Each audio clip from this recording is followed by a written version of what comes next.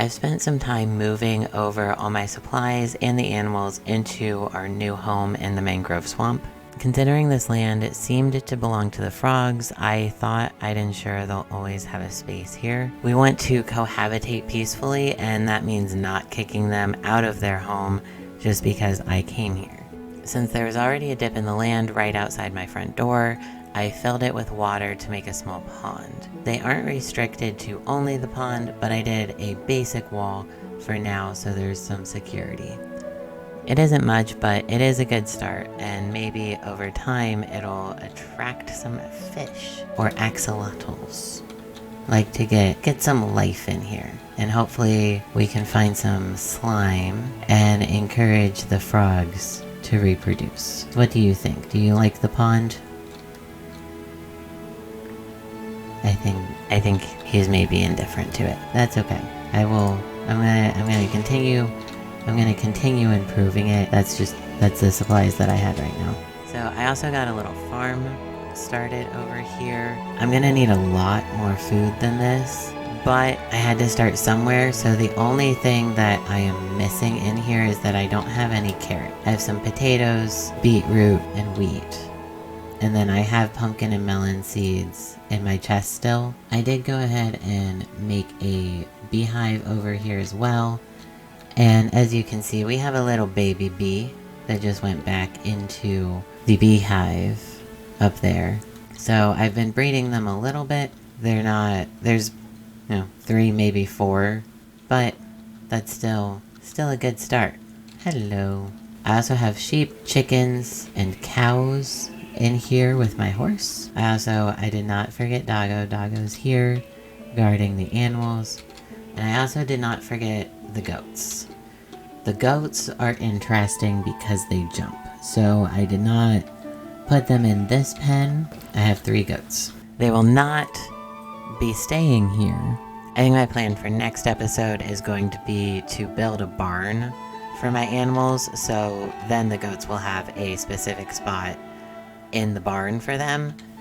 So overall, while there's still a lot of work to be done around here, I feel like I am in a pretty good space with the start of my base. So now I want to turn my mind and my focus to something that the villagers were really emphasizing, which is the importance of minerals in this area. There's a goat on me while I'm sleeping. So my main goal today, I think, should be to get a mine started. I am not sure how far I'll end up going down or anything, but I want to get it set up to be marked at specific levels for each particular mineral. And hopefully maybe in the future I can automate it, but for now, I think I'm just gonna go down this tunnel some and start a mine kind of towards the back of my little hill here. So that'll give me room to build stuff around the entrance and whatnot, but still have it kind of out of the way. The goat cannot come. So I wasn't going to force you all to deal with watching this because it was long and exhausting, but I have a staircase now that goes down into the negatives. It's 4 high, so I'm not hitting my head. I also, as you can see here, any minerals that I ran into, any coal, iron, a lot of copper, I went ahead and dug out so that I had it. Except for this copper, because this seemed like a pretty big vein and I didn't feel like dealing with it. So it's there if I need to come back. I found this little shoot off of a cave that really isn't very much, but there's a skeleton down there. But it seems to go down a little bit, so that might be worth exploring in the future. But not very far further down, I came into this little dripstone cave. And it really is little. I ran around and dropped torches just so that I didn't have any mobs spawning or anything like that. And I mined up everything that I could find in terms of minerals. It really is not a very big cave, but it gave me some good stuff for now. And I actually found something pretty exciting. Or I found two things that are pretty exciting that are part of this. So one is here, and I'll come back to that in a second. But at the end of this, past these little dripstone spikes, it's a bit of a walk, but I found this lovely amethyst geode. So I don't think there's really much that I can do with this besides decoration, and I know that I can make a spyglass. But I don't think villagers trade it or anything. I don't think the crystals really do anything else, but they're pretty, and it's cool to have it here, and this gives me a couple interesting blocks to potentially add into my palette. So that's always fun. But the big discovery was back this way. So if I just hop down here a little bit, this goes straight into a mine shaft. I happen to be right above one of these spawners. So I haven't gone down here, I haven't gone exploring or anything. I made it so that I could get down to this point and light. There's a torch sitting on this so that it's not spawning anything. But I haven't actually gone down into the mine shaft because I thought that I would take you all along with me for that and just kind of see what there is to find.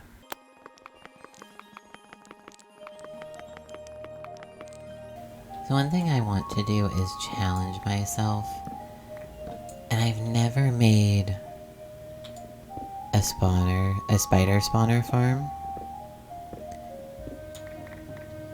I've never made a spider farm, and so I'm kind of tempted to try with this one. Not right now, but that might be an itinerary item in the near future. I don't know whether that's really worth the venture for the amount of experience that they give. I don't know about that, but I'll do some looking and see whether I think it would be a fruitful venture. I don't know if it works for mine shafts, but I'm kind of just doing the stick to the left wall method. Oh hi, that's another... Oh, that's not a spider spawner, that's a zombie spawner. Those I do know how to make. So... that might be a game plan too. TNT bones, name tags. I can finally name some of the animals.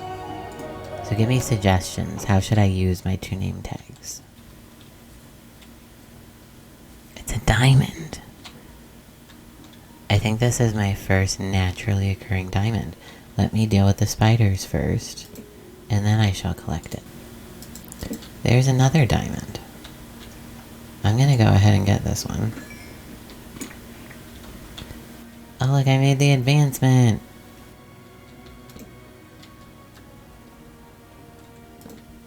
Oh look. Ooh. That's fantastic. Efficiency 5. Throw that on my first diamond pickaxe and we're finally gonna be able to really go mining. And like clear out my stuff. That's fantastic. I knew that you could get enchanted books out here, but I didn't realize it could be that good. There's some more diamonds, and this one's at least 2.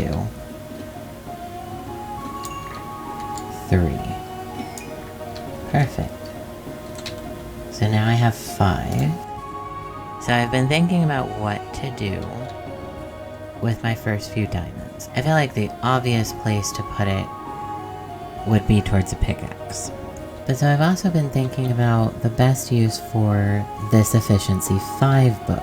And it's got me thinking that surely there's a way that I can make more. So while I am most likely going to go ahead and use this particular one on said diamond pickaxe just for convenience sake, there has to be more magic out in the world, right? I mean, if this exists, then there must be a way to enchant regular books. I think I need to spend some more time with this book before I use it, and maybe I can come to understand better where it came from and how to make more of them. And let's end this episode off with making my diamond pickaxe.